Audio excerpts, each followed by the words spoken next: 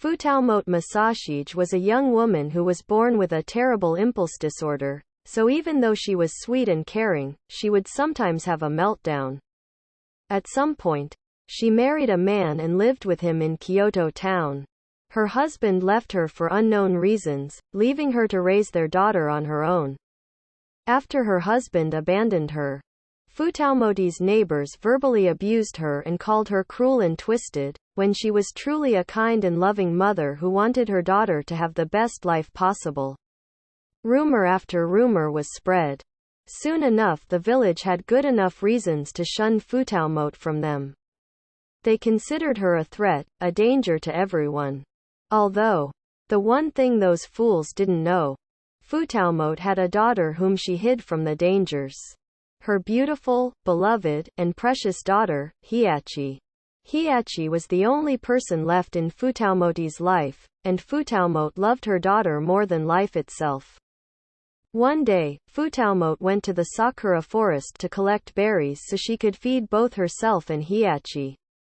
While on her trip to the forest, she found a doll in an abandoned cabin underneath beautiful sakura trees. They were painted pink and red. Futaomote smiled and took the doll back home with her to give to her daughter as a gift. She went deeper into the forest to grab some berries. Satisfied, she took her full basket of berries back home with her. When Futaomote opened the door, her little daughter Hiachi greeted her with a warm smile. "Mama is back! Mama is back!" exclaimed Hiachi in excitement. Futaomote picked Hiachi up and said, "Yes, sweetie, Mama is back from getting berries for you. I got a little gift for you, too." Hiachi giggled as Futaomote set her down. Futaomote reached into her basket and pulled out a beautiful, porcelain doll. Her skin was fairly pale, her hair was black as a gem. Futaomote gave Hiachi the new doll and Hiachi danced around with joy and with her new doll. Futaomote slightly grinned while asking, "What are you going to name her?" Hiachi looked around her house while thinking to herself. She picked her nails nervously while thinking of a name for her new doll. Futaomote frowned while thinking as well. She gazed at Hiachi as she watched her thinking. Hiachi mumbled too low for Futaomote to hear. "What was that, dear?" Futaomote asked while she set the basket of berries on the table. Hiachi repeated herself, "Can her name be Shaku?" Futaomote froze. She stared into the mirror at herself, seeing the opposite side of herself. A side that only her daughter knew yet never understood. While Futaomote angrily smashed the mirror, Hiachi cowered while hugging her doll for comfort in order to not feel scared.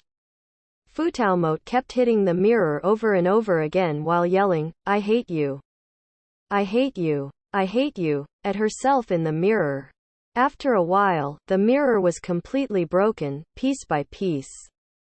Futaomote turned around to her precious daughter, whom she loved so much she would sacrifice herself for, crying. Realizing what a show she put on in front of her little girl, Futaomote ran to her daughter and started crying with her, in the disappointment of how impulsive she felt. A week after these dramatic events, Futaomote needed berries so she and her daughter wouldn't go hungry. She made sure her precious little girl was safe at home before she went to the forest to gather some berries. She was almost at the berry trees when suddenly, she saw a tall, mysterious woman.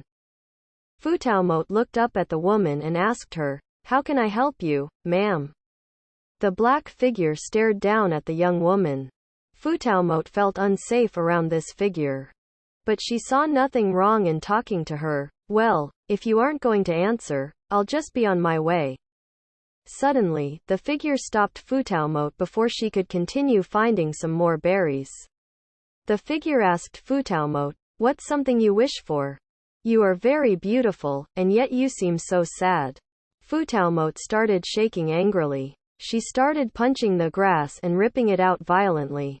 After her impulse disorder got the best of her, the woman in black told her, My. What an episode that was. Now, please answer this question. What is something that you wish for?" I wish to be normal. Futaomote said, crying her eyes out. I want my daughter to live a normal life. She constantly gets bullied by the village children because of me. I'm just tired of me and her being shunned. I wish to be normal. But no one will help me. After explaining her problems, the woman in black told her that if she consumed a spirit, she would be normal. Instead, the spirit cursed Futaomote to become one of Sama's puppets. Futaomote hated to see her daughter cry all the time due to the feeling of betrayal she experienced. Futaomote comforted her daughter and made her feel better when she was sad. Futaomote was assigned to inhabit Kyoto town.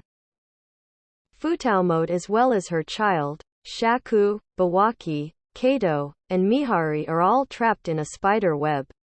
Seeing that her daughter is scared, Futaomote embraces Hiachi protectively as with high hopes. They watch Yasu defeat Sama.